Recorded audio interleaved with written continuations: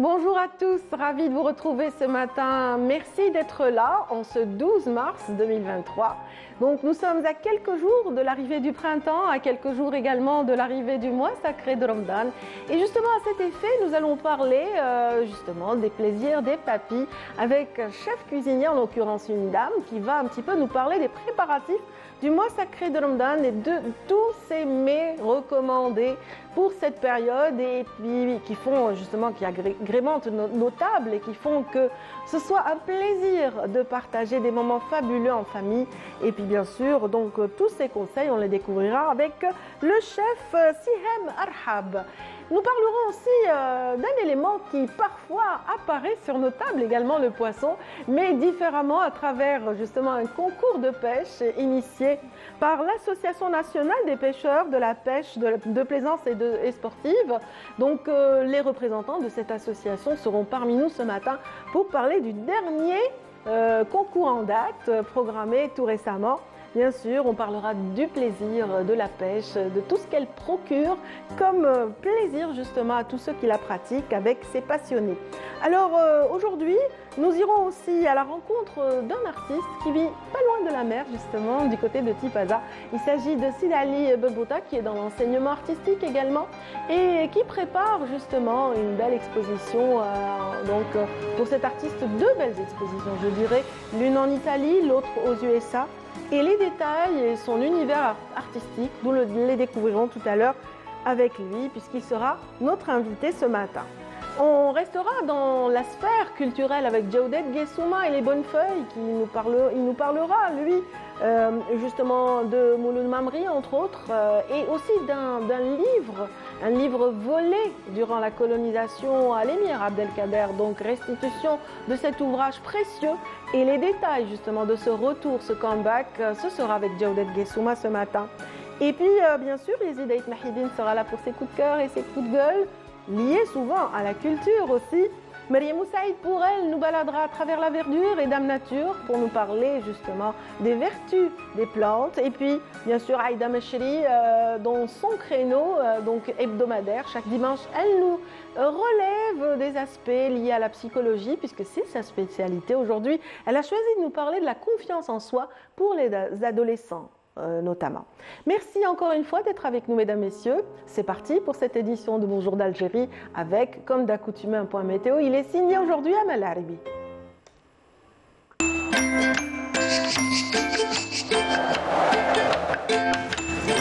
La météo vous est présentée par Mobilis. Mobilis, معاً نصنع المستقبل. Merci beaucoup, Amel, d'être là. Merci. Et de nous donner un petit peu les nouvelles du ciel. Le ciel, en ce moment, a des couleurs chatoyantes le soir, ce qui augure en général de belles journées. Exactement, c'est une très belle journée. C'est le cas pour aujourd'hui? Oui, c'est du soleil partout. Je n'en doute pas. N'est-ce pas? Je l'ai senti ce matin en arrivant. Exactement. Ah ben oui, le mercure a bien grimpé au sud. Oui, surtout à l'ouest. Oui. Alors voilà. Mais on va commencer par la prévision quand même. Voilà, vous êtes mieux placé que moi pour décoder toutes ces cartes. Alors allez-y, s'il vous plaît. Merci Radia. Bonjour à tous et bon réveil. Eh bien, pour aujourd'hui, le ciel se montrera plutôt dégagé sur les régions centre et est du pays. Par contre, on notera quelques passages nuageux, mais vers les régions de l'ouest, au sud, excepté des passages nuageux également, mais des nuages de type bas vers l'extrême sud, le Hégard et le Tassili. Ailleurs, le soleil sera bel et bien présent sur le sud-ouest, la Saoura, le Nord Sahara, les oasis, le Sahara central et le Sahara oriental. Et à noter des soulèvements de sable tout au long des frontières algéro-maliennes. Eh bien, les températures, elles seront plutôt élevées sur les régions de l'ouest et l'extrême sud.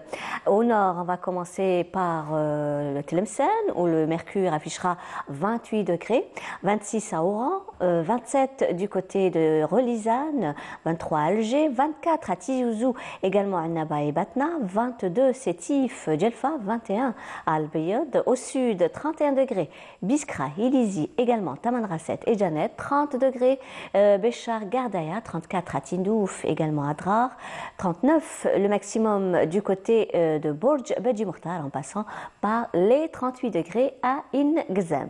La mer aujourd'hui, eh bien, elle restera sera peu agité sur les côtes ouest et centre, mais agité sur les côtes est.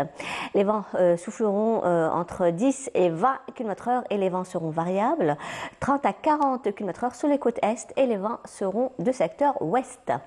On va faire un petit voyage cette fois-ci du côté du continent, l'Amérique du Nord, pardon, avec un ciel passagèrement nuageux. En Californie, également Dallas, Montréal, New York, quelques pluies prévues du côté de Washington, également Mexico. Le temps restera plutôt dégagé à Miami. Côté Mercure, on relèvera 3 degrés seulement à Montréal, 8 à New York, également Washington, 16 à Dallas, 18 en Californie, 25 à Mexico. Et enfin, le maximum cette fois-ci à Miami avec 29 degrés. Voilà, je vous retrouve tout à l'heure, juste après le journal télévisé de midi. D'ici là, passez une très bonne matinée avec la suite des programmes sur Bonjour d'Algérie.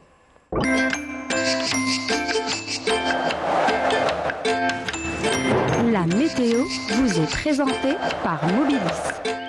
موبيليس معا نصنع المستقبل. Merci beaucoup, Amel. C'est moi qui vous remercie. Le temps toujours couvert avant couvert. Ça continue, ça ressemble arrive bien. toujours aussi bien. Bah oui, d'ici l'été, ça J'ai s'arrêtera hésité de le dire parce que je le dis tout le temps. Non, Alors on je rigole à dis. chaque fois en tout cas. Voilà, c'est toujours sympa de vous retrouver, Amel. Merci, et, Radia. voilà, vous Bonne êtes journée. vous-même un rayon de soleil. Alors passez une bonne journée. Merci, Radia. Voilà, Bonne avec ça journée. en tête. Merci En positive. infiniment.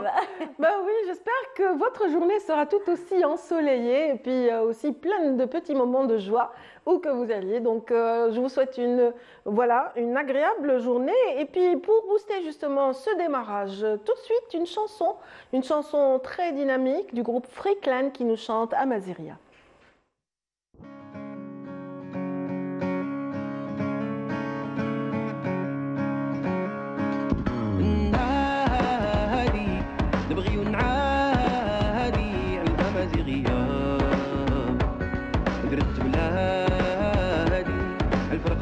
فاضي من قلبي راضي اصلي قوليا شهادي بيدي وخوالي انت مزيغيا ديوان جدادي سبيل ولادي بعروقي ماضي اصلي قوليا وانا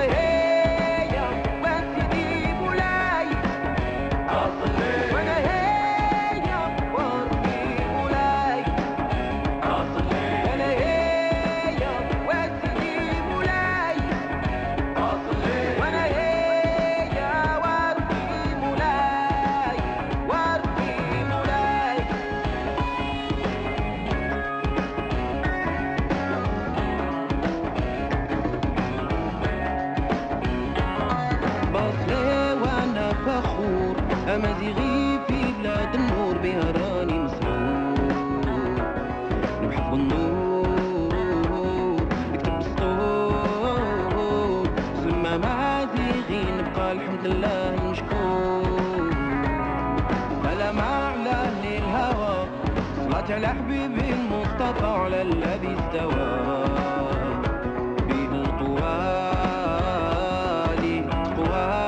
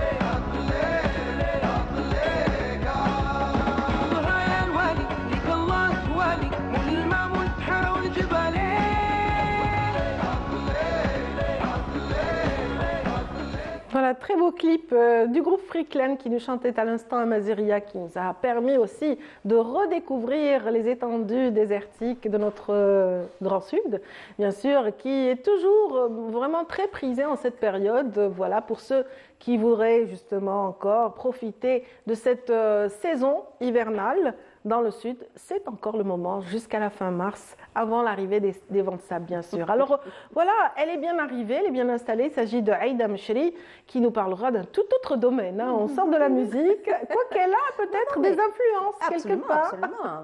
Ben oui, Shamsou était comme ça, au milieu de ce cercle de véhicules. Il faut avoir de la confiance en soi pour, comme ça, s'afficher de cette façon, non?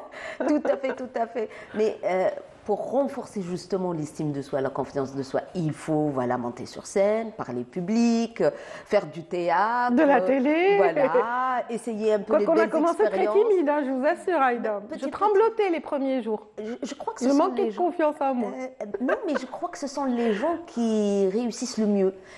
Pour la simple raison qu'ils ont su utiliser un tout petit peu leurs défaillances avec leurs propres compétences, comment ils peuvent vraiment dépasser le trac, le stress. Voilà. Lancer le premier pas qui donne des gens extraordinaires, très simples, riches. Ils ont la tête sur les épaules comme ça, avec confiance. Vous souriez, vous me regardez, c'est de moi qu'il s'agit là.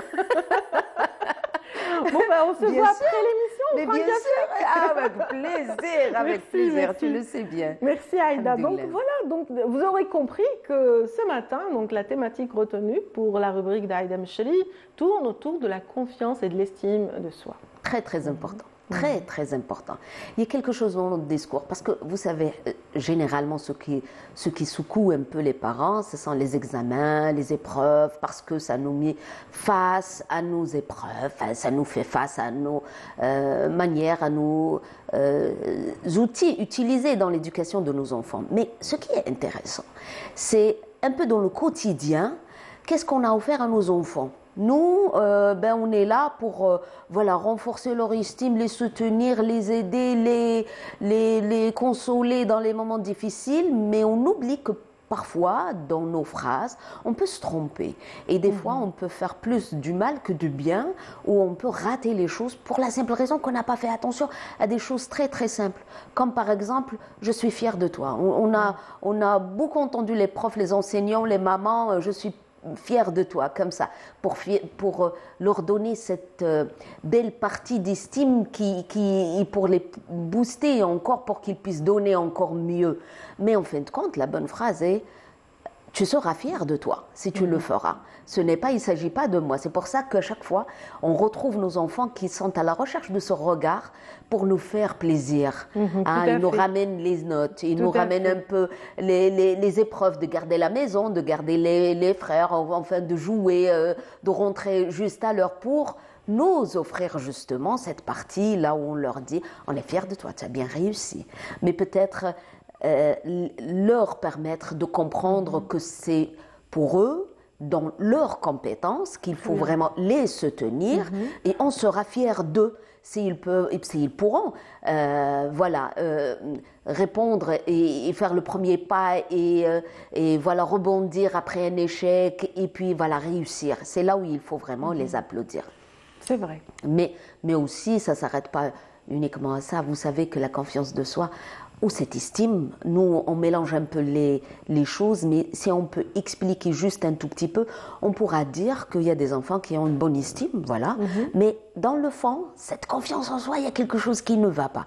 Pourquoi ? Parce qu'on peut retrouver des enfants qui peuvent vivre dans des contextes difficiles, conflits conjugaux, les parents qui se disputent tout le temps, il y a quelque chose comme ça dans l'air, l'enfant il écoute, il n'est pas comme tout le monde, il comprend qu'il y a quelque chose de... Les conflits fragilisent un adolescent ou un enfant. Absolument. Et puis, peut-être pas, il y a des enfants qui sont indifférents, qui peuvent reprendre un peu la force de prendre le relais, ils sont là à dicter à leurs parents de les prendre en vacances, de les aider, de leur donner de l'argent, ils sont plutôt dans un équilibre familial qui est plutôt bien nourrissant. On va dire que ce repère pour vraiment détecter cette confiance est un peu difficile.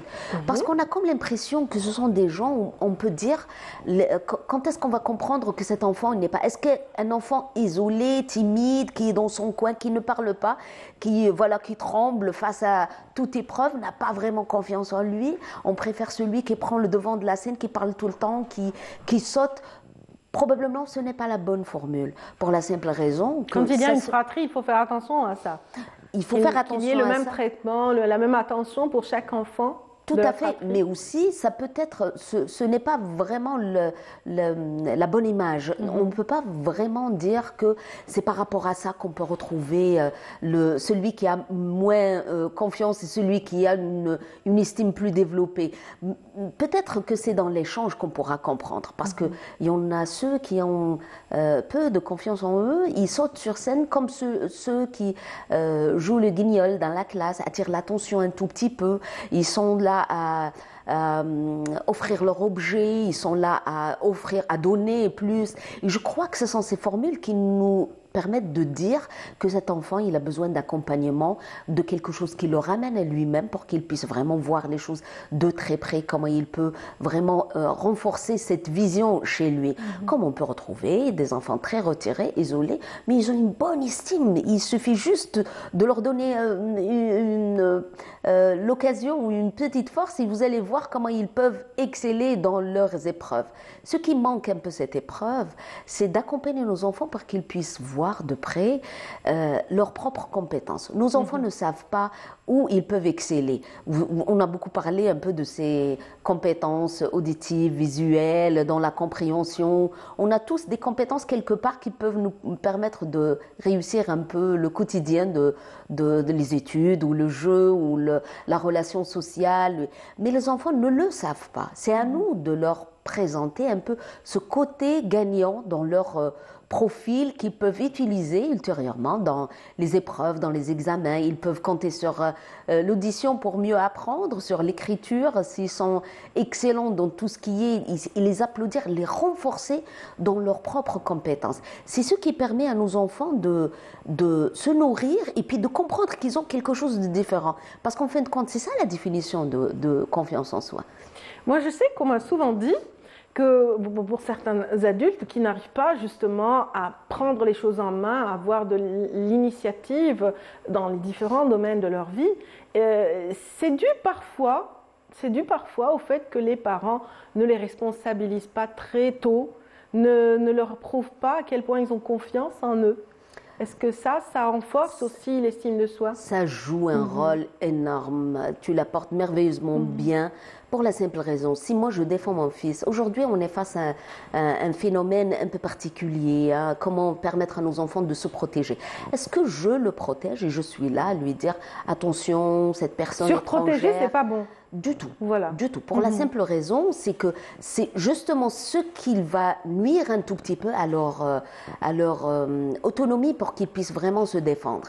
Mais par contre, vous savez, on a partagé un peu ces expériences. Là où on questionne un peu nos enfants, qui t'a fait ça? Ben, il habite chez où? Demain, je vais t'accompagner pour lui parler. Je vais régler la voilà, je vais serrer la cravate. Je vais parler plutôt à l'enseignant Oui, pour qu'il puisse intervenir. Mais on oublie l'essentiel dans ces histoires, qui est ici, ça t'arrivera demain où tu pourras vivre. Comment tu vas te défendre dans la vie.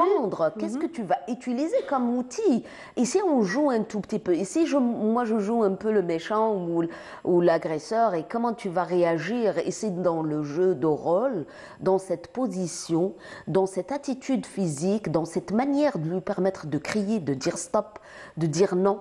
Ce sont ces manières qui vont permettre à nos enfants de trouver leurs propres compétences pour réagir. Ça s'apprend et c'est un apprentissage. Si on est soutenu, ça tu le sais très bien, ben on attend toujours nos parents pour qu'ils puissent nous défendre. Mais aussi un parent qui intervient rapidement pour protéger son fils, même si le danger est fatal.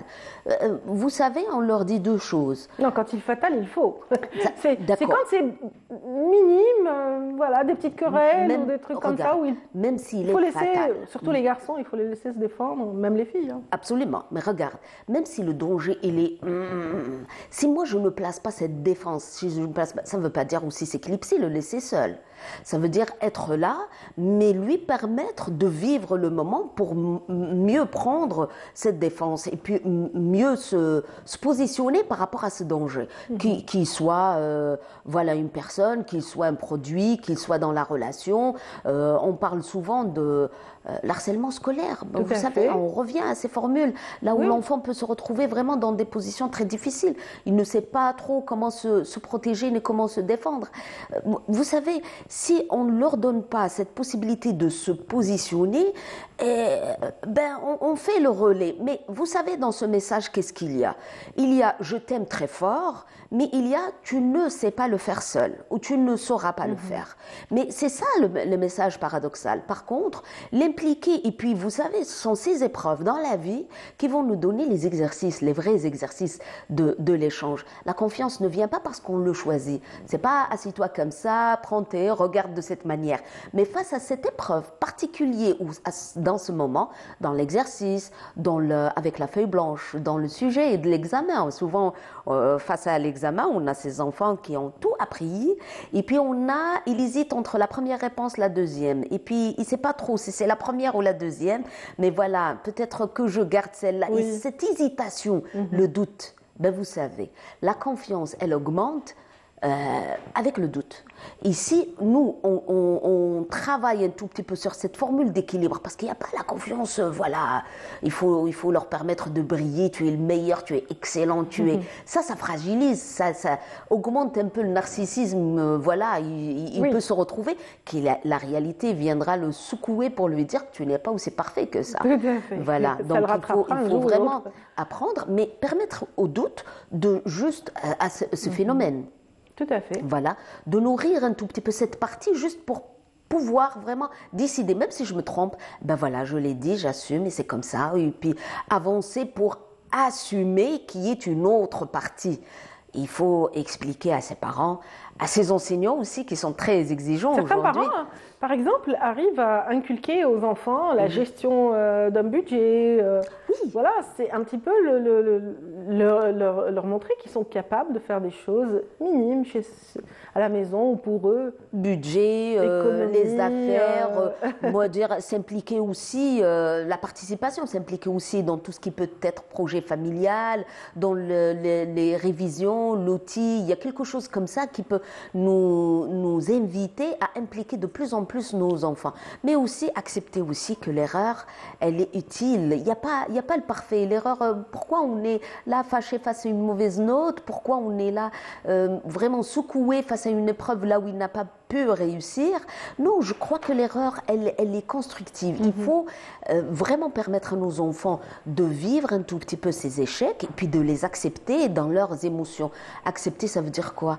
Ça veut dire ne pas se mettre encore en colère s'ils sont déjà en colère. Ça veut dire que prendre un tout petit peu le recul pour leur permettre de pleurer, de dire les mots, de vraiment s'exprimer, de placer quelque chose de l'ordre d'échec, de détresse. Nous, on n'a pas la capacité d'écouter un peu tout ce qui est déprimant. Donc, on a plutôt envie d'effacer, voilà, pourquoi tu as fait ça, tu aurais dû. Et on oublie qu'on est passé par là et c'était pas évident. Tout à fait. C'est bon pour nous-mêmes. Donc, il faut être dans l'encouragement et aider les enfants à s'exprimer, à pouvoir justement se positionner au sein de la famille. C'est l'encouragement. Voilà, en attendant les autres domaines. Voilà, je crois que c'est l'encouragement. Ce n'est pas féliciter, remercier et voilà, on va dire gonfler un peu l'ego, voilà, mais plutôt d'encourager à faire mieux et puis gérer quelque chose chez nous. Si ça réveille un tout petit peu des angoisses personnelles, on ne saura jamais offrir à nos enfants cet équilibre. On était mieux, on était bien, on était moins, je ne sais pas comment nous, on était dans notre enfance, mais ce regard vers soi-même va nous permettre de prendre recul et puis de prendre cette distance. Ce qui devient intéressant à placer en dernier, je crois que c'est cette image de travailler en partie. Qu'est-ce que je veux dire? Je veux dire que d'abord il faut les féliciter Voilà, et puis leur permettre de corriger en deuxième plan. Ce n'est pas, oui, bravo, tu as réussi, mais tu aurais dû faire ça. Ça détruit un tout petit peu, mais prendre le temps de les féliciter, de les remercier, de les encourager, un temps mort, et puis travailler un peu sur l'échec lui-même. On va changer l'objectif, ce n'est pas de cette manière, c'est dans le jeu, c'est dans la relation, c'est dans les études. Il faut travailler en partie, il ne faut pas tout mélanger, parce que le message ne va pas passer. Donc il faut travailler doucement, avec un petit message accompagné à leur rythme et leur permettre de s'épanouir avec ce qu'ils ont dans le plaisir. Et devenir des adultes très équilibrés. Tout Merci infiniment, Aïda. Merci à vous. Rendez-vous est pris pour dimanche prochain, Inch'Allah. une autre thématique. Voilà, celle-ci vous a permis, mesdames, messieurs, de découvrir peut-être des aspects que vous aviez un petit peu, qui n'étaient pas très visibles pour vous, et des quelques petits conseils relatifs à l'aide, justement, l'aide des enfants dans le domaine de l'estime de soi. Merci infiniment. Merci à vous. Et puis on continue un petit peu de notre petit bonhomme de chemin. Cette fois-ci, on va vous offrir l'opportunité d'avoir d'autres conseils relatifs aux effets, justement, de la lumière bleue, bien sûr des effets qui sont souvent négatifs sur la santé. Et donc ce reportage va vous permettre de connaître mieux ces aspects en particulier. Et c'est un reportage signé Walid Yousfi. Nous y sommes exposés à travers les écrans de nos téléviseurs, de nos smartphones et de nos ordinateurs. La lumière bleue serait extrêmement nocive pour nos yeux, elle userait plus rapidement l'œil. Un phénomène qui touche de plus en plus de jeunes. Pour y voir clair, nous nous sommes rendus dans cette clinique spécialisée où nous avons rencontré 2 jeunes patientes qui souffrent des effets de la lumière bleue. J'utilise beaucoup le téléphone, surtout la nuit. Et ça a affecté mes yeux. Tu restes sur ton téléphone combien de temps à peu près? Beaucoup. Des fois, je fais des nuits blanches à cause de mon téléphone. Dites le monsieur Messaïdi parce que j'ai remarqué que في l'école ما كنتش نشوف مليح في السبورة وعيني يدمعوا بزاف. Malheureusement, oui. Donc on passe beaucoup de temps sur nos téléphones, donc voilà, sur les réseaux sociaux et tout. Donc ça nous distrait, c'est vrai, mais on n'y peut rien faire. Voilà, Est-ce que vous savez que c'est très dangereux pour l'œil? Oui. Je connais les dangers de l'exposition à la lumière bleue. Pour le docteur Messadi, le risque de la lumière bleue peut avoir des conséquences néfastes sur la rétine. Le fait d'être concentré pendant des heures durant, et on voit que ces jeunes gens sont concentrés pendant 2-3 heures devant leur smartphone, ça entraîne, ou plutôt ça n'entraîne pas, une inhibition d'un élément fondamental qui est le clignement. Quand on est concentré, on oublie de cligner. Et que se passe-t-il? Il se passe que le film de larmes qui est en surface de l'œil et qui protège l'œil des poussières, de la pollution, de l'infection, des microbes, il s'évapore. Il y a une hyper-évaporation des larmes et nous assistons à ce qu'on appelle une sécheresse oculaire avec des symptômes tels que des picotements, des brûlures, des rougeurs, des sensations de grains de sable, des sensations de lourdeur oculaire. Tout cela est englobé dans ce qu'on appelle un syndrome sec par hyper-évaporation. Un impact néfaste sur l'œil, mais pas que. Il y a également les effets néfastes par rapport aux attitudes vicieuses des jeunes gens qui se retrouvent avec des scolioses, un effet de sédentarité qui peut conduire à du diabète. Et ça, c'est par rapport à l'effet général. Aujourd'hui, les écrans rythment notre quotidien. Le port de lunettes équipées de filtres bleus devient presque une obligation. Et justement, après prescription de l'ophtalmologiste, le rendez-vous est pris chez l'opticien. Nous avons ici devant nous 2 verres de vue. Il y en a un qui est standard, c'est-à-dire qui ne contient pas de protection. Et l'autre verre, c'est celui-là, il contient la protection contre les UV. Comme vous pouvez le constater, nous avons un testeur pour expliquer aux patients qui viennent nous voir et nous demander conseil. Voilà, par exemple, un verre standard, la lumière bleue, elle passe. Comme vous pouvez le constater, elle passe. Vous voyez là sur ma chemise? Et là, c'est un verre qui bloque les UV. Voilà, vous allez voir. Voilà, voilà. Donc voilà, il est pratiquement rejeté vers l'extérieur. Hein. Pour les praticiens à l'instar de Hamrouni, une réglementation régissant la fabrication ou l'importation des verres comme le Blue Block doit être impérativement mise en place pour lutter efficacement contre ce danger sanitaire. Il faudrait revoir un petit peu toute l'organisation de l'importance.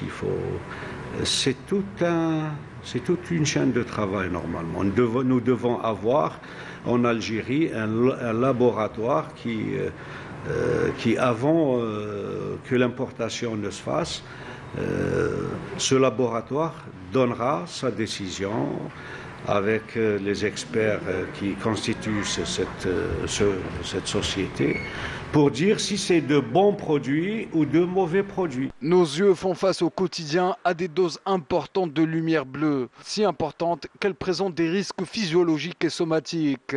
Les dernières études faites par l'Organisation mondiale de la santé prédisent qu'à l'horizon 2050, 50% de la population risque de souffrir de myopie.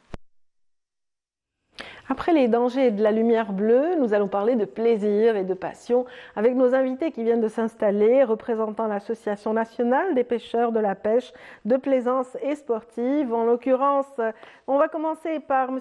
Hamaidi Issa, donc 73 ans aujourd'hui, et donc un passionné. Donc il a à son actif des années et des années de pêche. Il a commencé à pêcher à l'âge de 9 ans. C'est ça. C'est bien cela. Vous êtes le président d'honneur de cette association. Exact. Et puis voilà, à côté de vous, donc la relève. En l'occurrence, le secrétaire général de l'association, monsieur donc Amin Razi, bienvenue. Merci, bonjour madame. Et puis nous irons droit vers monsieur le président. Bien sûr, le président d'honneur mérite d'abord justement de prendre la parole en premier. Voilà. Monsieur le président, donc vous êtes donc monsieur Mohamed Ben Hadra, président de l'association, la PPS, le diminutif est plus raccourci, donc c'est bien. Voilà. Même la sonorisation, elle est bonne. Oui, c'est pas mal. Bienvenue. Alors vous avez, voilà, à côté de vous, l'un des lauréats du dernier concours organisé par l'association, c'était en mars, mais en début mars, le 4 mars dernier. Donc vous avez eu un trophée. Donc vous avez reçu une coupe de la part de l'association. Mabrouk, hein? Mabrouk à vous, Hazil Djenidi, c'est ça? Oui, merci. Voilà, vous avez un prénom très original. سموني على جدي. الله يرحمه. C'est très rare quand même. الاسم هذا ماشي بزاف. Voilà, Djenidi Naqshouya. On trouve un autre famille possible, mais comme un prénom. Ah d'accord, donc Djenidi c'est le prénom. C'est le prénom. Allah يبارك. En tout cas, Mabrouk et félicitations pour ce deuxième trophée ou deuxième. C'est une coupe en fait. Voilà, c'est une coupe avec un médaillon. Oui. On a l'habitude, bon, alhamdoulilah, on a participé plusieurs fois, oui. Même au niveau national, même au niveau international. Alhamdoulilah. Ça va bien classer à chaque fois, j'imagine. Inch'Allah. C'était de la pêche à la ligne? Dans quelle, parce qu'il y a différentes disciplines de la pêche. Au bout de la mer, bon, si on joue, on participe. Donc le principe, c'est avec des cannes. C'est là qu'il y a les cannes à pêche. D'accord. Il y a plusieurs compétiteurs on participe. Ça dépend, parfois on joue en 2 manches. Parfois c'est le manche pour 2 journées ou 1 journée. Donc. Et qu'est-ce qui fait qu'on gagne? On a plus de poissons ou Ça dépend. Ah bon, hein? Ouais. Il y a beaucoup de critères? Non, il y a un règlement à suivre. Cet règlement, les athlètes prennent en considération la partie comment va se passer. Il y a 2 méthodes. C'est au poids ou au point. Ah, cette fois-ci, on a fait une première au niveau de l'Algérie, au niveau du Maghreb aussi. Oui. C'est le nom c'est le Cache Andreles. Parce qu'on avait eu une expérience très bonne. La dernière participation au championnat du monde en Tunisie, c'est le dernier mot. Pourquoi? Excusez mon ignorance, vous allez devoir m'expliquer, ainsi que les téléspectateurs. C'est pas vraiment très compliqué, madame. Alors, il y a plusieurs athlètes qui sont, comment dirais-je, répartis sur plusieurs secteurs. Très bien. Et ces secteurs-là, chaque secteur, on a les gagnants des secteurs. On joue la première fois sur le poids, c'est le poisson pêché. On fait le poids, le poids en grammes, et les convertit en points. Très bien. Plus, comment dirais-je, un bonus pour chaque prise. Ok. Voilà. La manière de prendre, est-ce que la manière de prendre ce poisson compte? La manière de le Bien pêcher? sûr, le catch and release. Le catch and release, c'est attraper le poisson et le relâcher. Ah, ok. Parce qu'il y a une maille à respecter. D'accord. Nous, cette fois-ci, on s'est engagé dans ce nouveau style de pêche parce que par rapport à l'environnement, il est très sain. On attrape le poisson, on fait notre plaisir et on le relâche. Oui, on parce que lui laisse la vie maille, sauve, voilà, parce que la maille, elle n'est pas décisive. Avant, on jouait sur la maille qui a été installée dans le tableau du ministère de la Pêche. D'accord. Par exemple, je vous donne un petit exemple pour que vous compreniez. Un poisson, on prend l'exemple, le marlbray. Le marlbray, c'est un poisson du sable qu'on joue fréquemment. Alors, il a la maille de 20 cm. Très bien. Si on a le poisson attrapé plus que 20, il est accepté. D'accord. Moins que 20, il est relâché. Très il est bien. interdit de le peser. Ça a été difficile pour vous, Hazil, de... Oui, c'est normal. Vous vous êtes adapté avec toutes ces nouvelles normes, ça va? Ça va, ça va. C'est bien pour nous les athlètes. Pourquoi? Puisque d'habitude, comme l'a dit M. Mohamed, on respecte les mailles. Donc maintenant, on a une maille de 2 cm. Ça fait j'ai la chance plus que voilà. Vous pêchez régulièrement? Oui. Tout le temps, vous voulez dire? Les week-ends. Les week-ends. Les week-ends. Très bien. Et vous avez commencé à quel âge? Ça fait... j'ai commencé à ce sport en 2009. D'accord. En 2009. Mais avant, c'est, comment on dit, amateur. Très bien. Mais maintenant c'est comme un athlète. Voilà. C'est devenu, ça y est, ça coule dans le sang, c'est bon. Wow. Mais peut-être jamais autant que notre invité d'honneur aujourd'hui. Donc, M. Ahmedi, vous, ça vous fait combien? Très longtemps, ça fait. Vous avez commencé à l'âge de 9 ans. Exact. Il y a eu quand même des coupures parce que il y avait par la suite les études, donc il fallait s'organiser en conséquence. Oui. Si vous me permettez, je suis obligé de passer le bonjour à tous nos amis pêcheurs et à l'occasion du mois de Ramadan, Inch'Allah, qui s'approche, قل لهم رمضان كريم لكل الشعب الجزائري والمسلمين في العالم. Comme vous le voyez, nous avons passé le flambeau à cette jeunesse et nous sommes très fiers du travail qui a été accompli. Ils sont aussi d'une discipline extraordinaire et vraiment ça fait plaisir. Alors, comment dirais-je?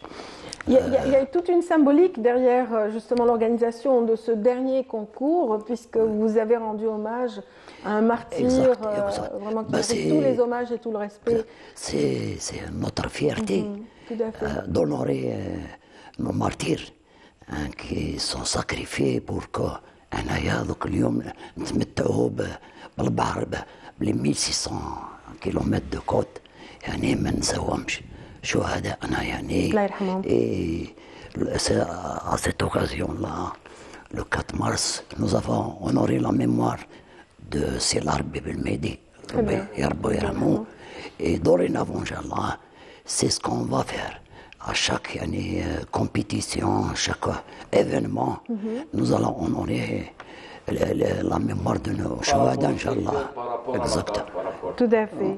Exactement. Donc, qu'est-ce que c'est une belle initiative, je trouve. C'est vraiment une initiative louable. En tout cas, depuis 25 ans, vous pratiquez donc la pêche sous différentes formes, en barque, en bord de mer ou même avec un flotteur, une canne.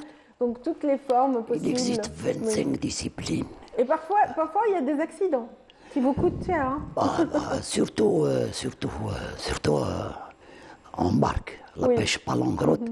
Mais il y a des risques, effectivement. Oui. Donc, votre doigt a subi un petit peu les conséquences de cette pêche, mes aventures de pêche en tout cas. Oui. C'était quel poisson déjà qui était à l'origine de cet accident? Il a une murène. Une murène. Ah, la vilaine murène. En tout cas. Alors, oui. Donc, si vous permettez, je continue. Nous avons pu hisser notre emblème national à 2 reprises. En 2011, en Italie, on a fait partie des 65 pays qui font partie de la Confédération internationale de la pêche sportive. Nous avons donc ici notre emblème national. Depuis le temps, malheureusement, on n'a pas pu cotiser et pour réanimer de nouveau pour ici notre emblème national. À l'étranger. Oui. Parce que notre équipe actuelle a pu quand même, grâce à un bénévolat, on a pu cotiser et de nouveau, on fait partie des 77 pays.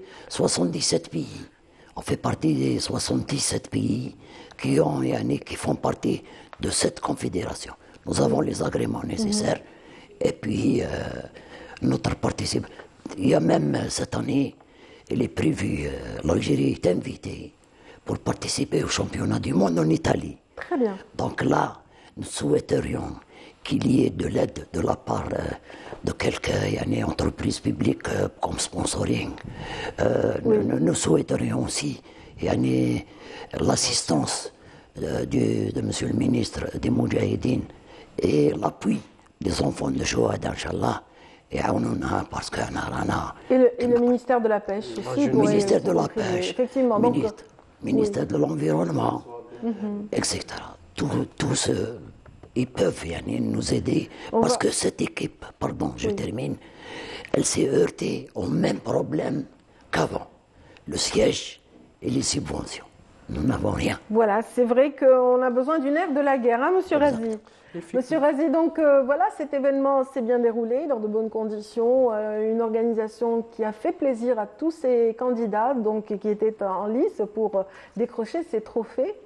Mais c'est toute une programmation tout au long de l'année, c'est pas le seul concours, n'est-ce pas? Effectivement, madame. Bon, on a un programme annuel, riche en compétition, en formation, et parmi les événements déjà entamés, c'est ce trophée-là, au nom de Moudjahid Shahid Selarbi, de Mehdi.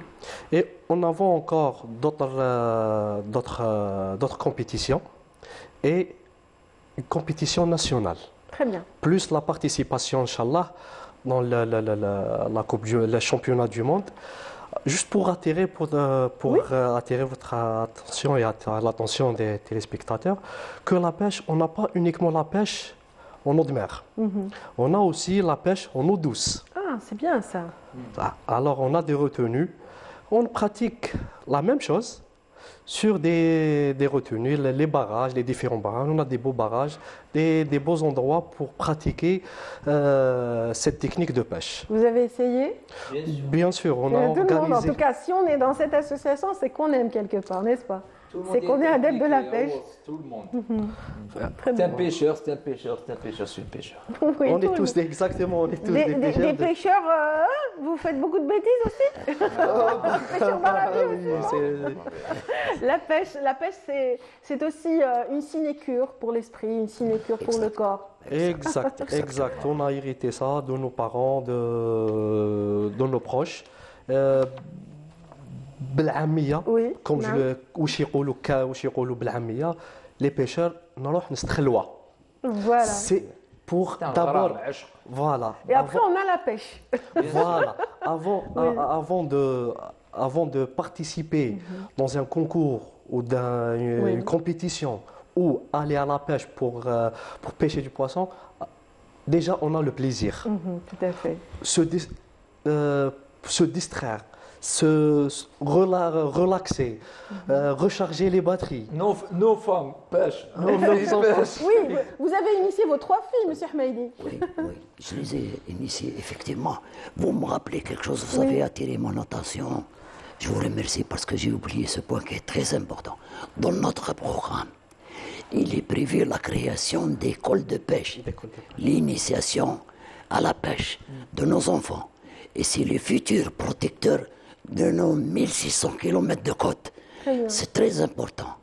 Il faut donc, dans notre programme, il y aura, Inch'Allah, la création des écoles. Auparavant... Voilà, qui sont ouvertes aux dames aussi, hein, pas seulement pas Il y a un point très important, M. Mehdi, c'est le côté pédagogique.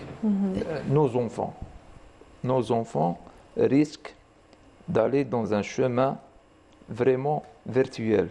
Oui. Ils vivent une vie à chaque instant, plus en plus, ils s'entament. Nous, on veut bien que nos enfants vivent ce qu'on a vécu avec nos parents. Oui, le plaisir de voir un coucher de soleil, le plaisir de les pêcher campings jusqu'à la fin de la sauvages, journée, les campings en campings. famille, Tout à les fait. parties de pêche. Moi, je parle de moi-même. Moi qui m'a appris à pêcher, c'est mon père. Oui. Mais ces enfants-là, on les voit toujours sur ces téléphones. Oui. On veut changer ça. On veut impliquer les établissements scolaires, tout ce manège. Les filles, les dames aussi. Pourquoi pas? En Tunisie, à chaque fois qu'on part, toujours il y a des athlètes femmes Oui. qui jouent contre nous. Chez nous, il y en a un peu moins, j'imagine. On a une. On a une. Il y en a une, ça va. Adhérente sportive. Oui. Mais il faut faire les choses au clair. Il faut expliquer ça, M. Razi. Entre un pêcheur amateur et entre un athlète. Exactement. Oui, allez-y. Il y a une grande différence. Une grande différence. Allez-y. Une grande différence. Bon, déjà, tout un sport, il y a une compétition. Mhm. Qui pourra être un sport, il y a une compétition. Il y a un combat entre les athlètes, entre eux. Oui. Il y a un règlement Oui, qu'on absolument. doit le respecter. Contrairement à la pêche plaisance ou pêche loisir, on pêche pour se relaxer. Voilà, c'est pour le plaisir, comme pour le vous plaisir, venez de le comme dire, tous effectivement. Hein. les activités de loisirs. La pêche sportive, aujourd'hui, est devenue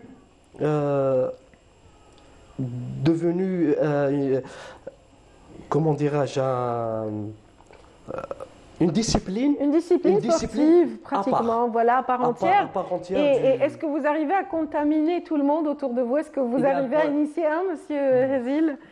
Est-ce que vous avez initié d'autres amis à la pêche depuis le temps que vous pratiquez? Ou est-ce que vous le faites en groupe? Comment ça se passe? Oui, maintenant on a un groupe. Bon, on est avec l'Association nationale de la pêche sportive et loisirs. Bon, c'est une autre équipe qui s'appelle Fishing Planet DZ. C'est une équipe internationale, association avec les Tunisiens. Donc, alhamdoulilah, bon, on a participé plusieurs fois. Donc, on est 9 à l'équipe. Très bien. Oui, on participe plusieurs fois, surtout les trophées, les compétitions de la MPPS. Ça va, l'étagère commence à s'alourdir. Il y a un point qui est très très important, on ne l'a pas cité. C'est l'union. C'est l'union de toutes les régions. Oui. On est une association nationale. Parce que vous parlez le même langage. Voilà. Des passionnés de pêche. Le plus beau dans ça, la pêche elle est ouverte pour tout le monde. Oui. On a des champions qui habitent à Biskara. On a des champions qui habitent à Sétif. Oui. C'est des zones où il n'y a pas la mer. Oui, très bien, vous m'avez compris. En plus de ça, c'est l'union de ces pêcheurs, Hers. Oui, et ça leur permet de voyager, de voilà, d'échanger. le tourisme. Très bien. On a fait des compétitions sur tout le territoire algérien. Excellent. Du Tlemcen jusqu'à presque Qala Taraf. Les connaissances qu'on a pu tisser entre les pêcheurs, c'est formidable. On est devenu une famille. Absolument, j'imagine. C'est ça. C'est ça l'ambiance. Si vous permettez, je complète effectivement.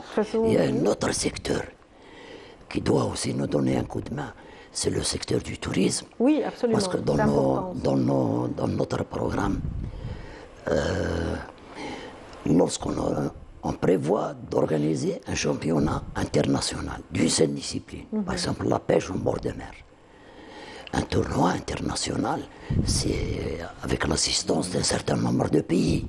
Ces gens-là, ils jouent. Ils découvrent en même temps le pays. Donc, ils découvrent le pays.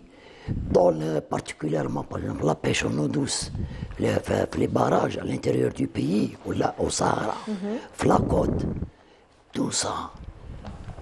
Chaque année, de notre côté, on est une goutte d'eau de la mer. Absolument. Mais tous les secteurs de la pêche, l'environnement, le tourisme, peuvent nous donner un coup de main. Peuvent booster cette activité qui est bénéfique, on le disait tout à l'heure, pour le moral des jeunes, effectivement. Actuellement, nous ne sommes pas nombreux. On n'a pas de siège, c'est très important. Là, très bien. J'espère en tout cas que cet appel recevra écho. On a été Voilà, on a été enchantés en tout cas de vous recevoir tous les quatre et de parler justement d'un aspect qu'on évoque souvent. En tout cas, j'imagine que pendant Ramadan, vous êtes les guides j'imagine que vous êtes de bons guides pour mesdames qui préparent les mets et quand on arrive au poisson, vous êtes des connaisseurs depuis, n'est-ce pas? Bien sûr. En tout cas, voilà, on va terminer sur cette note et on vous souhaite un bon Ramadan Karim pour vous quatre. Et puis voilà, en général, les pêcheurs aiment bien Shabi, n'est-ce pas? On va vous offrir tout de suite une très belle chanson interprétée par Dahman El-Harrachi, donc voilà, qui lui a beaucoup chanté la baie d'Alger et sa beauté. En tout cas, on a été ravis de vous recevoir, Monsieur Hamidi, donc Hamidi Issa, donc président d'honneur de l'association, Monsieur Mohamed Ben Hadra, président de l'association, et puis également Amin Razi, secrétaire général, et Issa, Azil Jennidi, qui était donc vainqueur à ce dernier concours du 4 mars dernier, donc, et voilà, qui a eu le deuxième prix.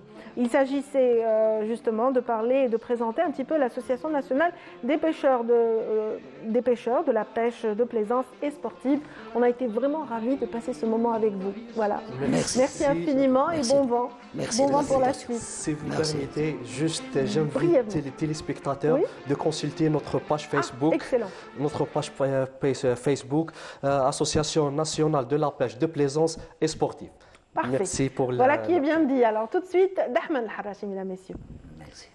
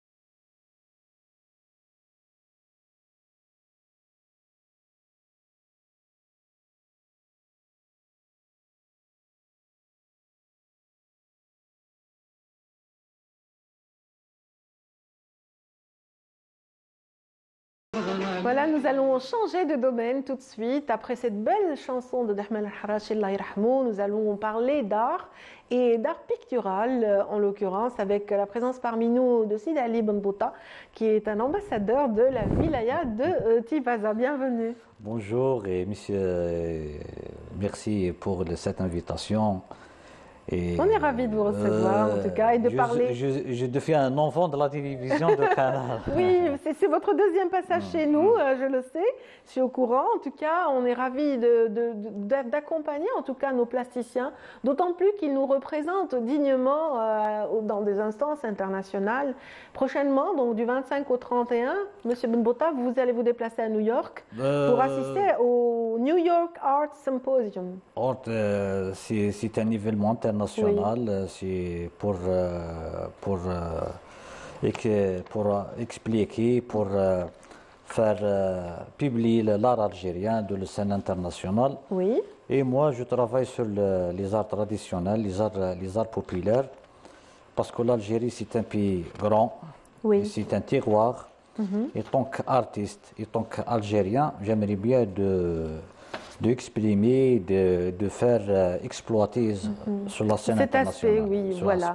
C'est-à-dire que depuis que vous avez commencé à peindre, ce qui vous interpelle le plus, ce sont justement tous ces symboles qu'on retrouve dans nos différentes expressions artisanales. Donc le tissage, ça peut être le chêne.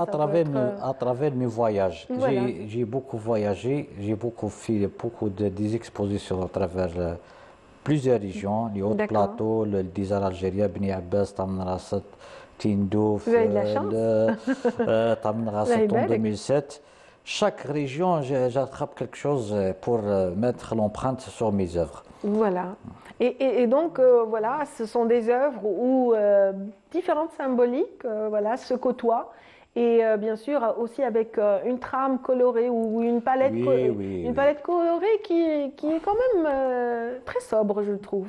Très très sobre. Vous êtes dans la sobriété en général. Moi j'aime les couleurs claires, les couleurs des ocres. Les ocres, c'est la couleur de la terre, c'est la couleur de la pierre, c'est la couleur du désert.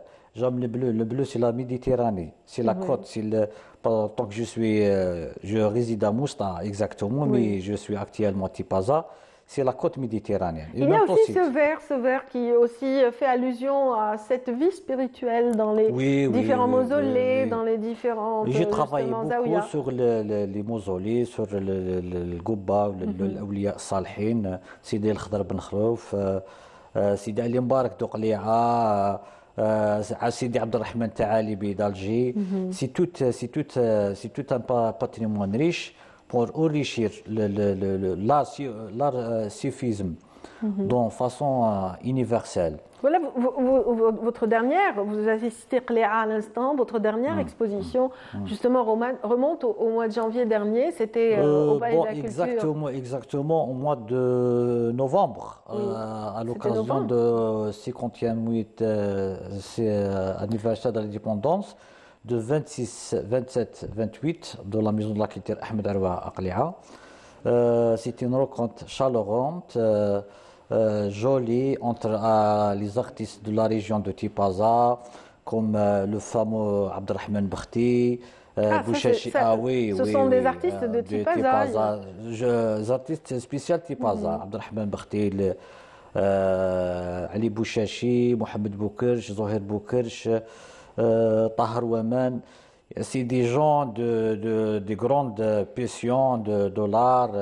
Tout à fait, ce sont des pointures de l'art qui vivent tous, qui ont pour point commun justement le fait qu'ils vivent entre Cherchel, Tipaza, c'est une rencontre de famille, c'est un échange entre les artistes.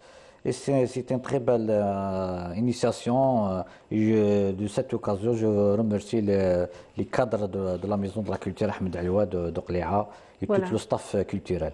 Très bien. Donc vous allez représenter un petit peu votre pays très prochainement à ce symposium des arts. Donc une rencontre, une plaque tournante très importante pour l'art du côté de New York. Et bien sûr, il y a différents pays, différentes représentations. Voilà, c'est vraiment, ça va être une autre famille, un autre type de famille. On a d'ailleurs ce portrait de famille qui est là, donc ce sont tous les artistes qui vous accompagneront. Pour moi, c'est une petite Coupe du Monde. D'accord. C'était un petit tournoi, un grand tournoi universel pour faire un changement, un échange, pour faire exploiter l'art algérien de la scène internationale. C'est ça le rôle de l'artiste algérien, c'est ça le rôle de l'artiste pour exprimer la culture algérienne. Oui, et c'est sous l'égide justement de l'UNESCO, ce qui explique un petit peu peut-être cette sélection, parce que j'imagine que vous avez comme point commun le respect pour l'environnement, le respect aussi pour l'héritage matériel en général. Bon, actuellement, il y a un changement climatique et changement culturel universel. C'est l'art contemporain, c'est l'art moderne, c'est l'art de le matériau, C'est ça le rôle de l'artiste. Comment exprimer, comment voir les choses, comment dire, comment voir. C'est ça, moi, en tant qu'Algérien, en tant qu'Africain, j'aimerais bien de donner la petite image de moi. Oui. Parce que je suis en train de faire une empreinte. C'est ça le rôle de l'artiste. Et de oui, cette là, occasion, vous avez amené un catalogue. Il y a un joli catalogue. Oui, je vais voir. Qu'il a fait en Italie. Je pense que nous l'avons en image, celui-ci, oui. En Italie, c'est une biennale à Milan. La Biennale de Milan, c'est un rendez-vous incroyable. C'est l'art contemporain algérien. Oui. C'est un travail universel. Absolument. C'est parmi les meilleurs artistes algériens sur l'art contemporain pour exprimer l'art. Et cette biennale, chaque année, ils travaillent sur un pays. Et ils sont travaillés sur l'Algérie. Et c'est ça le rôle de l'artiste algérien pour être ambassadeur de la culture algérienne. Et Allah yarham al-shuhada, ou Allah yarham l'imatu.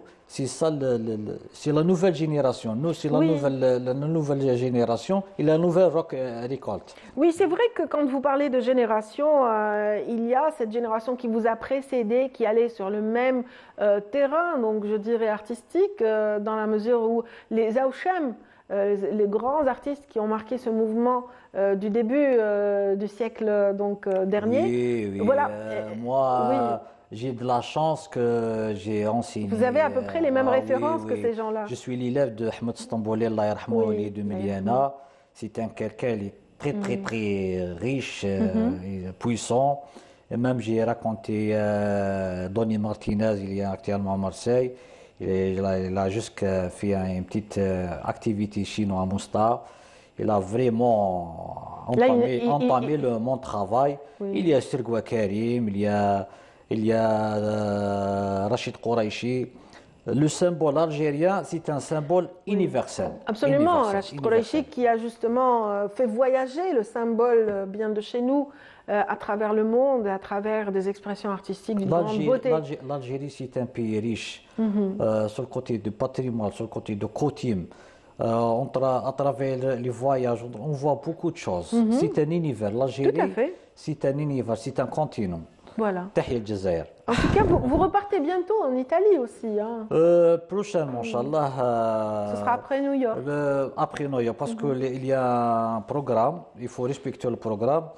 Et même tous les déplacements, bien sûr, c'est toute une logistique, une organisation avec les autorités, avec c'est ça En tout cas, qu'est-ce qu'on peut vous souhaiter que du bonheur. J'espère que ce seront de très très belles rencontres. J'aimerais bien d'avoir un petit soutien du ministère de la Culture pour me soutenir, pour voir un coup de main, pour continuer mon travail. J'espère que votre appel saura trouver justement écho. Inch'Allah. En tout cas, voilà, vous animez des ateliers pour enfants aussi. Vous êtes dans l'enseignement. Oui. Je suis enseignant de la formation supérieure de l'art général. Actuellement, je travaille avec la Maison de la Culture Ahmed Al-Waqli. J'anime un atelier pour enfants. C'est ça le rôle de l'artiste. Pour donner transmission l'art. Et vraiment, moi, c'est un plaisir. Oui, j'imagine. C'est un plaisir. Ça fait les couleurs, les palettes. J'aime. C'est une renaissance quand on est face aux enfants, effectivement. L'enfant, il est toujours soif pour avoir, il est curieux, l'enfant. Absolument. Le monde de l'enfant, c'est un monde imaginaire. C'est une page blanche, mais qui vous étonnera toujours, effectivement. Toujours, il y a des découvertes. En même temps, je suis en train de lire avec... tu trouves des artistes, des petits artistes. Ça fait plaisir. Des graines d'artistes qui vont vraiment éclore un jour. C'est ça le rôle de l'enseignement artistique. Je remercie le ministère de la Culture, Monsieur le Président, pour avoir fait le bac artistique de l'enseignement supérieur. C'est ça l'enseignement de l'art. Il faut l'enseignement de l'art. Soit danse, théâtre, musique, art plastique. C'est ça le... C'est révélateur de tous ces talents qui finissent par trouver leur voie, effectivement. C'est mondial. J'ai beaucoup d'amis à l'étranger. Vous vous rappelez des professeurs qui vous ont donné, un petit peu inculqué, bon, vous avez cité Stambouli, mais est-ce qu'il y en a eu d'autres quand vous étiez un peu plus jeune? Bon, j'ai vécu avec Stambouli, parce que tu peux dire, je suis le petit enfant de... Il vous a pris sous son aile. Monsieur Amer El-Hachmi, je salue ici maintenant actuel directeur de la culture de Sétif. Oui. C'est un monsieur, il a fait Pékin. C'est un monsieur de grand nom. Il m'a vraiment... Oui, il a géré l'école des beaux-arts de Mostaganem pendant des années. Il y a Jfal Adlan, il y a Shindel Saïd, il y a Dbladji. Il y a une masse, il y a une masse sur le territoire algérien, sur le terroir de l'art plastique algérien. Les arts plastiques algériens, c'est le podium. Parmi, je crois, parce que je voyage, je connecte avec des artistes parmi les meilleurs artistes au monde. C'est-à-dire qu'ils n'ont rien à envier, je comprends votre idée, ils n'ont rien à envier aux artistes. Ils sont vraiment à la page, au diapason de ce qui se fait en art. L'artiste algérien, il produit. Tout à fait. Tu trouves des œuvres partout, plusieurs endroits, plusieurs trucs, des timbres, des livres, des trucs, les musées. C'est ça le symbole algérien, les arts algériens. C'est vrai que ça soutient l'esthétique et la beauté à tous les niveaux. Alors moi, je voudrais aussi parler de l'exposition que vous préparez pour le mois du patrimoine, pour terminer. Inch'Allah, je suis en train de préparer quelque chose pour le patrimoine algérien parce que je suis un peu spécialisé de l'art populaire, le patrimoine algérien populaire, de 18 avril au 18 mai. Mais je n'ai pas encore de programmé exact. Je suis en train de préparer En tout cas, ce qu'on sait, c'est que ce sera pendant le mois du patrimoine, donc qui s'étale du 18 avril au 18 mai en général. Oui. Et voilà, on vous souhaite bonne chance pour cette exposition personnelle qui est en gestation. Et je remercie beaucoup Canal Algérie, la télévision algérienne. La télévision algérienne, comme moi, c'est une école pour moi. Je suis l'élève. Je suis grandi à travers plusieurs... En regardant nos programmes, on est ravis que vous soyez fidèles. En tout cas, c'est vrai que cette télévision est la vôtre et c'est un petit peu l'espace de tout le monde. Voilà, on est ravis aussi, nous, de mettre en valeur toutes les personnes qui s'expriment dans le monde artistique. Et je remercie l'équipe technique de Canal. Vraiment, Canal, c'est quelque chose de valeur. Ça va faire plaisir à l'équipe. En tout cas, merci beaucoup, Sidi Ali Ben Bouta. C'est très gentil. On vous souhaite un bon voyage de retour vers Tipaza. Merci d'avoir été avec nous ce matin. Et voilà, on souhaite aussi une excellente journée à tous ceux qui nous suivent depuis tout à l'heure et j'espère jusqu'à la fin de cette émission qui s'achèvera bientôt, donc à 9h30. D'autres invités, donc surtout notre équipe qui va justement prendre le relais dans un moment après ceci.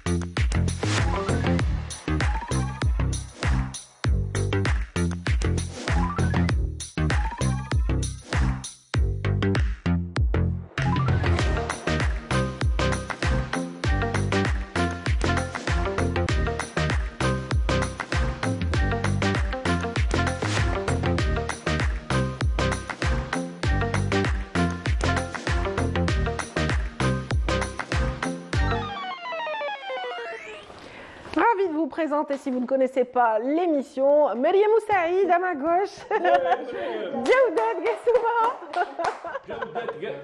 Jawdet Guessouba. Et comment je pourrais dire extraordinaire. L'incroyable Yazid Aït Mahidi. Ça va les amis? Vous allez bien? Alhamdoulilah, voilà. Tout à l'heure, on plaisantait, on disait Myriam Lachaouich. Bien répondu, bien répliqué. Bien répliqué. Alors, on va donner la parole aux dames d'abord, messieurs, d'accord? Donc, Myriam, alors, vous nous emmenez où aujourd'hui? Je vous emmène sur les chantiers, dans les pâturages, un peu partout. Très bien. À la découverte de certaines fleurs qu'on passe et on ne remarque avec ce soleil, voilà. Comment on dit en arabe? On dit l'ard halmet. C'est avant ça. même le printemps. Exactement. Mais bon, ça va, on est dans les temps. Oui, c'est le mois de mars, donc logiquement, ça commence un peu à sortir de terre, à pousser et à verdir. Donc voilà, on parlera de certaines fleurs. Très bien, allez-y. On commence? Ok, très bien, allez, on va y aller. Je vais commencer par une fleur qu'apprécie particulièrement Yazid, ce qui est les asphodèles. Des asphodèles, pas loin des allobranches. Voilà. Ben oui. C'est vrai, il y a les glycines un peu plus bas. Voilà. Une autre plante. Les bananiers. Et voilà. Tout ça, ce sont des quartiers de la ville d'Alger, pour ceux qui ne connaissent pas notre capitale. Les orangers, oui. Les orangers, c'est vrai. Voilà, donc les asphodèles, une plante que l'on retrouve un peu partout, donc en Algérie, qui pousse, que ce soit en ville ou en extérieur, bien entendu en extérieur, mais quand même elle réussit un petit peu encore à pousser en ville, pour peu qu'il y ait encore un peu de verdure et que ça ne soit pas entièrement bâti. Donc je ne sais pas, on va déjà la voir pour avoir une idée, parce que peut-être qu'on passe devant, et vous êtes passé devant Radia et bien d'autres, mais on ne peut pas, en fait, ne connaissent pas cette plante précisément, ils ne connaissent pas surtout son nom. Donc cette plante, est-ce qu'elle a des senteurs particulières? Non, elle n'a pas une senteur particulière. Pas comme les glycines, c'est pour ça qu'elle ne retient pas alors, ça ce n'est pas les asphodèles, mais c'est Edelweiss. D'accord. Ça, c'est l'Edelweiss. C'est la fleur dont on loin pour la chercher. Exactement. Alors pour l'Edelweiss, allez, puisqu'on a Edelweiss, on va commencer par cette plante. C'est une plante qui pousse à très haute altitude. C'est pas une plante qu'on vous allez rencontrer. On voit les signes des montagnes du Durdura là derrière. Voilà, exactement. Assez rare comme fleur, mais vraiment c'est une plante qui s'établit dans des altitudes assez élevées, donc à partir de 1200 mètres. Donc faut pas espérer la trouver en ville ou la voir dans les alentours. Il vaut mieux partir en randonnée. Donc ça c'est pour les gens qui aiment les randonnées, qui aiment sortir et à la découverte de la nature. Une plante aussi qui se retrouve, on ne va pas dire un peu partout, qui est quand même assez rare. C'est vraiment une plante qui aime les montagnes, les sols calcaires aussi. On la retrouvera en Europe, elle est l'emblème de la Suisse, puisqu'elle s'établit très bien, bien entendu, dans les Alpes, et aussi bien chez nous. Donc, Edelweiss, cette petite fleur, si vous partez en randonnée, elle est en fait pas très grande, comparée, on verra avec les asphodèles. Donc, en fait, elle est assez petite. Alors, toujours. Alors, ça, c'est asphodèle. Pâquerette. Ah, Nessima. D'accord. Alors, là, qu'est-ce qu'elle vous a donné, Myriam? Alors, là, c'est les asphodèles. Alors, on voit bien que c'est deux plantes totalement différentes, puisque les asphodèles beaucoup plus en hauteur, avec une tige assez droite, assez épaisse aussi. Les fleurs sont toutes petites et blanches, mais en fait, pas d'odeur non plus pour les asphodèles. Donc, il ne faut pas espérer trouver quelconque parfum. En revanche, les petites fleurs sont très belles, elles agrémentent très bien les bouquets. Voilà. Donc, elles se détachent facilement, elles sont vulnérables un peu les fleurs, non? Les fleurs des asphodèles, oui, assez vulnérables. Voilà, comme on peut la voir là, donc c'est trop petit, c'est assez délicat comme fleur, mais quand même ça peut atteindre, il faut savoir que ça peut atteindre jusqu'à 1,80 cm à 1 mètre de haut. Donc on ne risque pas de la rater en ce qui concerne les asphodèles. Voilà, alors pour les asphodèles. Qu'est-ce qu'on va voir encore? Ah, mais bien entendu. La marguerite. La pâquerette. Ah, c'est la pâquerette. Un peu plus bas que la marguerite. Oui, exactement. Un peu plus bas que les marguerites. C'est un petit peu presque de la même famille, sauf qu'elle s'établit aussi dans les montagnes, dans les prairies.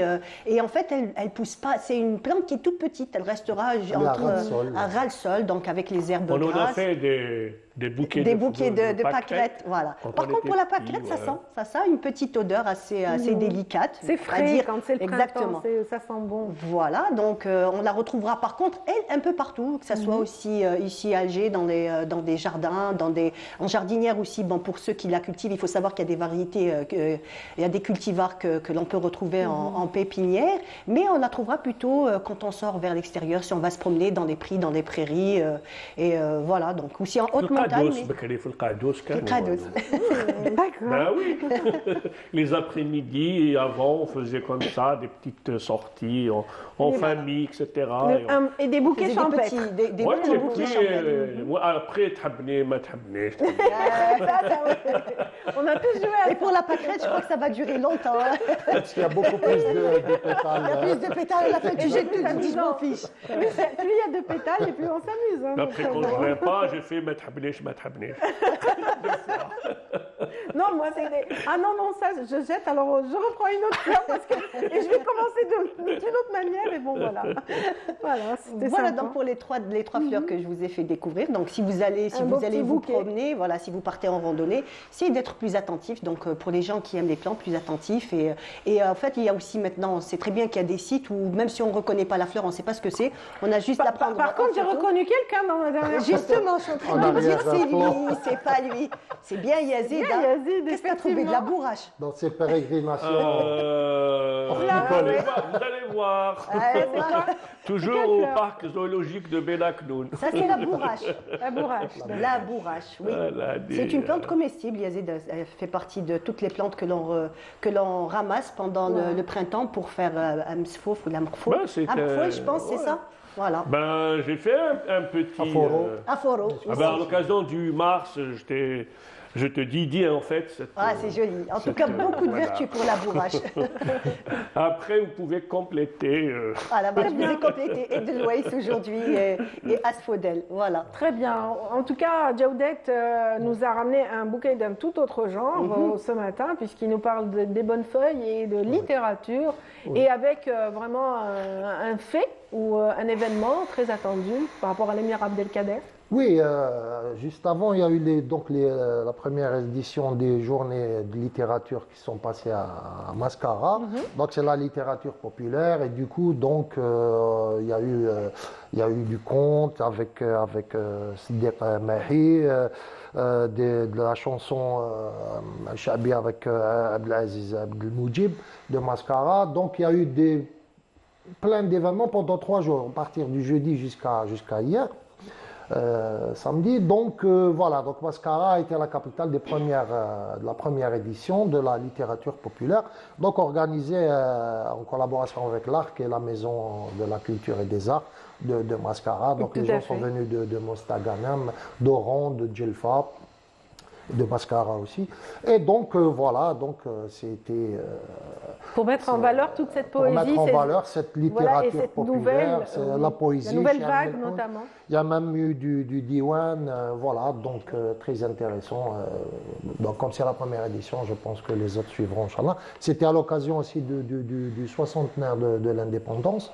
Et donc voilà, donc c'est un programme qui va encore se poursuivre pendant longtemps. L'ARC, à travers son directeur, M. Bindamash, nous promet beaucoup d'activités, tant au cinéma que dans la littérature, la musique. Il y a en ce moment d'ailleurs des journées d'études de formation sur le Chabi à Dar Abdel Taif. Donc voilà, c'est toujours sympa d'y aller. Les masterclass, je pense. Les masterclass, oui, voilà. C'est Ali Idriss avec quelqu'un d'autre qui anime. Il y a aussi donc cette fameuse histoire du manuscrit appartenant à Mascara. On peut voir un très beau circuit relatif à l'émir Abdelkader. Relatif à l'émir Abdelkader. On peut même pousser dans les plaines jusqu'à la fameuse Guetena, voilà, l'arbre, toutes ces choses-là, même l'endroit où il a traité, il a signé son traité, tout ça. Donc, Mascara aussi Emiliana qui était quand même le centre de sa, enfin, entre guillemets, sa capitale. Donc, il y a donc cette histoire du manuscrit. Il y a eu une histoire qui s'est très vite passée, c'est-à-dire il y a un manuscrit qui a été pris à l'émir Abdelkader, qui appartient à l'émir Abdelkader, donc qui devait être mis aux enchères à partir du 8 mars. Et donc ce manuscrit qui date de 1659 a été volé par un officier français durant la colonisation. Je pense que ça serait pendant que Sazmala a été détruite, parce qu'on avait détruit à l'époque toute sa bibliothèque, qui était très riche et qui comportait beaucoup de manuscrits. Donc ça, c'est un manuscrit authentique. On le voit sur le colophon, n'est-ce pas? D'accord. Le colophon du manuscrit. Moi, je suis perdue, hein, je suis perdue. Allez, on reprend à zéro. Je viens pour les de gens qui découvrir. comprennent vite.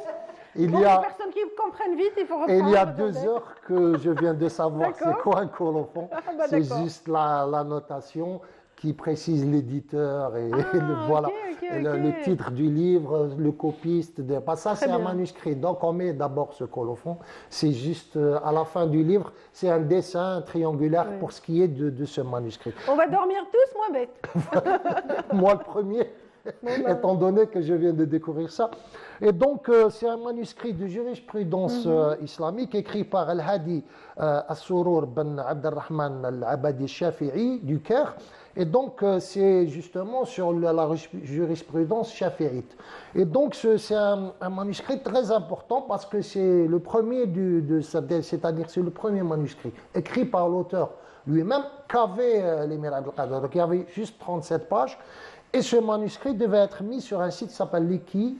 Et donc, selon nos confrères du site d'IA Algérie, donc c'était eux qui avaient révélé cette chose-là, suite à l'information d'un homme d'affaires qui s'appelle Jamal Gissoum, qui a signalé que ce manuscrit allait se vendre. Donc, le maître, c'est-à-dire le commissaire-priseur, maître Jacques-Philippe Rouenon, a affirmé dans une déclaration que la vente a été annulée et qu'ils vont le remettre au consulat.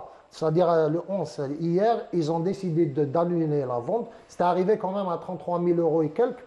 Et donc, ils ont stoppé cette vente pour leur restituer ce manuscrit qui appartient, dans le principe, à l'État algérien, puisqu'il a appartenu à l'émir Abdelkader. Donc, il va être restitué et tout est bien qui finit bien. Excellent. Voilà, donc un petit passage par Mouloud Mamri. Je voulais un peu signaler, on a commémoré sa disparition le 26 février dernier. Et donc, Mouloud Mamri aussi, donc, je trouvais intéressant d'aller dans une escale le concernant, parce que, bon, né le 28 décembre 1917 à Etigny, ça a été un grand écrivain, un grand anthropologue. Il a su parler de son époque comme, je le mets souvent en face de Mouloud Ferroun, puisqu'il a parlé d'étapes pendant la guerre avec la colline oubliée, le sommet du juste, l'opium et le bâton. Et donc, avec la colline oubliée, c'est une étape. Là, j'avais un livre dédicacé par lui, donc c'est quand même sympa. Ouais, c'est excellent. Donc, il y avait sa dédicace. Et dans la colline oubliée, ça a été vraiment une étape cruciale dans un endroit qui s'appelle Tasga, qui est cette fameuse colline. Et cette histoire entre Davda et Menache, qui est formidable parce qu'elle montre une sorte de huis clos amoureux, un peu transgressif. Dans un sorte de huis clos où il y a la menace de la guerre, bon, c'est en 1942 à peu près, et donc très intéressant à redécouvrir. Voilà, donc, c'est un livre qui vous a marqué, j'imagine. C'est marquant, oui, parce qu'il appartient à la littérature algérienne. C'est un classique de la littérature algérienne. Voilà, c'est un classique. Et qui a été porté au cinéma aussi. Qui a été porté au cinéma par Bouguermouh, qui était un des premiers films en langue tamazight d'ailleurs. Et voilà, donc vraiment à voir à tout prix, avec même l'opium et le bâton aussi, qui a été porté à l'écran avec une superbe interprétation de Rouiche de Lahmou. Oui, merci. Et voilà, et donc après débat, il y a des débats maintenant, l'école des Beaux-Arts qui reprend, ils nous ont informé, qui reprenait les débats. Les débats du mercredi. Des mercredis, donc les mercredis des Beaux-Arts à partir de 17h30 le 15 mars prochain, donc mercredi 15 mars, à la salle de conférence. Donc il y a des accrochages et tout, avec des artistes, des anciens étudiants, des enseignants étudiants et la presse nationale. Merci beaucoup, Jawdet. Merci, Joe. Voilà, Yazid a failli s'endormir entre-temps. Non, je ne vais pas dormir, je vais décoller. Je vais décoller. Allez, ben oui, décollage immédiat pour Yazid. 4, 3, 2, 1, 0. Et c'est parti. Et c'est parti. Donc je vais parler de la station de la navette spatiale Crew 4, qui a décollé récemment donc de la station spatiale internationale. C'était hier à 2h du matin. Et donc c'est l'arrivée des 5 cosmonautes après 5 mois donc passés dans l'espace. Donc là, c'est Crew 6. Donc je pense à partir de maintenant qu'on doit essayer de voir sur le site de la NASA pour voir un petit peu le retour des 5 cosmonautes. Donc un est japonais, Koichi Wakata, et Anna Kikina, qui est une cosmonaute russe. Les 2 Américains, Josh Cassada et Nicole Mann, Josh Cassada qui est un natif donc des Indiens, donc lui qui parlait un peu de cette diversité culturelle et l'importance d'inclure ces indigènes aussi dans ces communautés, dans la recherche scientifique et la prospection de l'espace. Et je voulais parler également de culture, de cinéma, puisque la caravane cinématographique lancée donc par le CNCA, elle est actuellement à Khenchla, donc jusqu'au 14 du pays. Voilà, donc la région de... Ah ben voilà, il y a tout un programme. Voilà, il y a tout Il y a aussi des assises sur le cinéma qui sont en train de se préparer. Ça, c'est les assises plutôt, c'est Ouarachat et Djiaouia, donc Oran, Constantine, Biskra, Béjaïa, Tipaza. Ça, c'est plutôt les workshops, donc c'est l'Ouarachat comme on dit.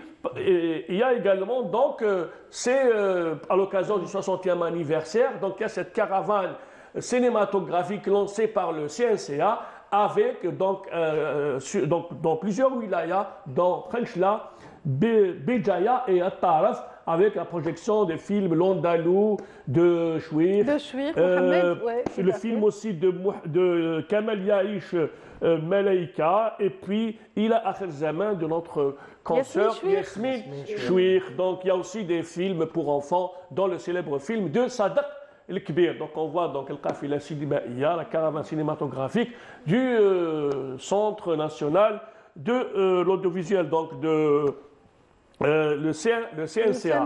Et puis je voulais parler du Hayek parce que j'ai trouvé deux éléments très importants, puisque l'écrivain espagnol Diego de Haido, dans le livre Topographia d'Alger, donc lui, il parle, enfin on retrouve des passages sur le Hayek algérois. Donc il décrit ce Hayek d'un blanc immaculé, donc il parle un peu de la texture, il parle de Hayek Marma, il parle un peu de ce Hayek algérois, comment les femmes le portent, etc. Parce qu'il a été comme Cervantes, il a séjourné à Alger. Et on voit, j'ai trouvé quelques photos. Et là, c'est un peintre suédois qui s'appelle donc le peintre suédois donc Anders, qui a pris ces photos dans le port d'Alger. Vous savez que dans le port d'Alger, il y a aussi un mausolée d'un saint patron, donc du côté de, je pense, c'est des Brahim, du côté de l'amirauté. Et là, donc, c'est une belle parure féminine, faite en fil de soie, c'est ça qui la rend très élégante. Très élégante, donc un mélange de fibres, dont de la soie. Le Hayek Marma, c'est de la soie grège. Voilà, c'est très élégant. Très pur. Quand on le voit aussi, il y a d'autres aussi photos, donc je voulais un peu rendre hommage à ces avec Sarwa al-Mdawar, voilà, qui servait à sortir. C'est cette étoffe faite de soie qui donne. C'était le pantalon de la sortie, hein, Sarwa al-Mdawar. C'est avec ça que les femmes sortaient. C'est Zenqa aussi. Ils appelaient ça Sarwa al-Zenqa. Je vois. Bon, on peut voir aucune forme. Ah oui, elle était bien couverte, la femme. Et puis Slim a exploité cette morphologie dans ces petites il a raccourci pour rendre un peu plus moderne.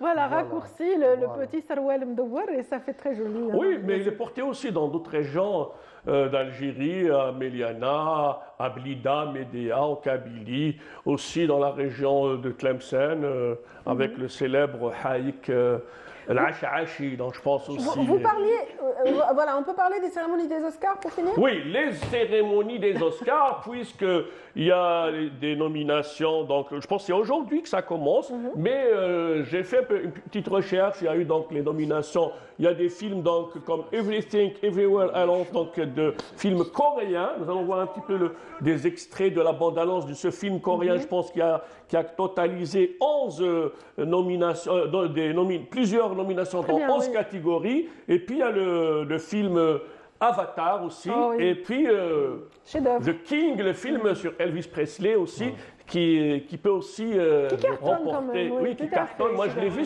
J'ai aimé ce film de Elvis Presley parce que ça parle de la connexion de ce grand chanteur avec le monde du blues, avec le monde. D'ailleurs, quand il était petit, il a été dans des cérémonies pratiquement de thérapie du blues. Donc et du gospel aussi. Oui, il était très imprégné ça parle comment ce chanteur-là qui aimait la musique, comment il a été pratiquement pressé comme un citron par les organisateurs de spectacles, etc. Donc voilà, et puis il y a visible, en tout cas, il est visible sur la fameuse plateforme qui commence par un N. Oui. Qui n'est pas rouge du tout. Qui n'est pas rouge du tout. Oui, le cinéma coréen est à l'honneur aussi. Ah oui, il est en cette train actrice est fabuleuse. Ah oui, il est... Parce que maintenant, ce qui vend l'image de marque de la Corée, c'était pas uniquement les feuilletons coréens, etc., mais c'est le cinéma, puisque le film Everything, Everywhere All at Once, c'est un film qui est sur 11 catégories, donc il a plusieurs nominations. Et puis il y a le film... ça va se jouer serré pour ces Oscars. Avatar aussi, le film Avatar. Oui, le dernier Avatar, je pense, voilà. Ouais, je l'ai vu, c'est un chef-d'œuvre. Ouais, il est très beau. C'est une forme écologique formidable. Je ne sais pas. Je ne donnerai pas ma source. Il est sur Ibn Zaydoun. En fait, voilà, j'ai été à Ibn Zaydoun. Et puis il y a aussi à la salle. J'aurais voulu le voir en 3D, mais il y avait une version simple de ce film. Voilà, tout au départ. Hein. Mais en tout cas, c'était à la sortie du film, on s'est déplacé à Ibn Zaydoun. Et oui, moi, je suis un petit enfant là-dedans. Mais c'est un film pour adultes aussi. C'est un film pour adultes. Parce que de toute façon, la symbolique, elle est très puissante. Toujours dans le futur de notre planète. Oui, voilà. Donc j'ai terminé. J'ai 3 rapides. Hein. Charlie Chaplin apparaît à l'antenne. C'est juste pour vous l'avez oublié? Charlie Chaplin, c'est pour le générique de fin. Ah, parfait. Parce qu'en fait, maintenant, comme je cherche des chansons comme ça, des berceuses pour enfants et tout, et j'ai trouvé... Mais oui, il est papa, Yazid, maintenant. Et finalement, j'ai trouvé... Il chante en yaourt, c'est-à-dire qu'il chante comme s'il chantait en italien, et il improvise, et c'est improvisé. En tout cas, ça marche, et le témoignage de madame. Voilà. Ça marche. Charlie Chaplin, oui, je confirme, parce que j'ai baigné mon enfant sur Charlie Chaplin. On va quand même la chanson s'appelle No Sense. Voilà. No Sense pour finir cette émission. Merci infiniment d'avoir été avec nous, mesdames et messieurs. Rendez-vous est pris pour demain, même heure, ici même à Canal Algérie, donc 8h, 9h30 pour le meilleur de l'actualité en matinée. Passez de bons moments. Bye bye.